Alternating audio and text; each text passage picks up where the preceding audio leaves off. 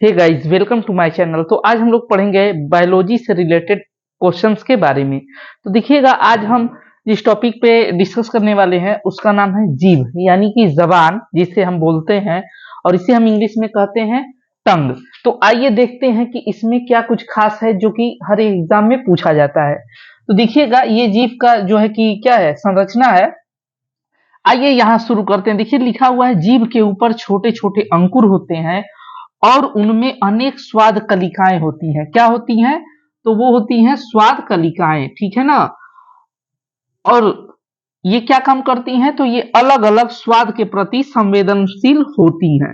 अब देखिएगा, इसका मतलब है जो इसमें स्वाद कलिकाएं होती हैं वो हमें अलग अलग स्वाद के बारे में बताती हैं, ठीक है ना। आसान शब्दों में समझिएगा।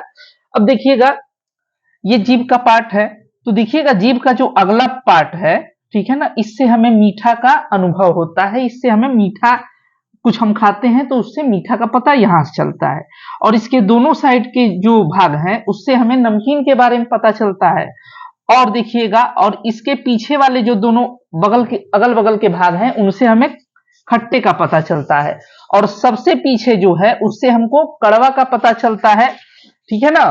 तो ये रहा जीभ और इसकी संरचना के बारे में, और इसके अलग अलग बगल के अगल के जो भी है, जो भी चीजें हैं, मतलब कहाँ से किस स्वाद का पता चलता है, ये हमें पता चला। तो देखिएगा, अब यहां से भी क्वेश्चन बनता है। लिखा है जीभ से लार का श्रावण होता है, यानी कि लार निकलता है, ठीक है ना, लार निकलता है।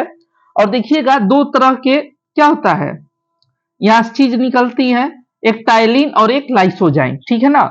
तो टाइलिन का काम क्या होता है, जो हम खाते हैं उसमें स्टार्च होता है, और स्टार्च को ये क्या करता है, शुगर में बदल देता है। यदि आपसे कोई पूछे शुगर में क्या, यानी कि माल्टोज शर्करा में।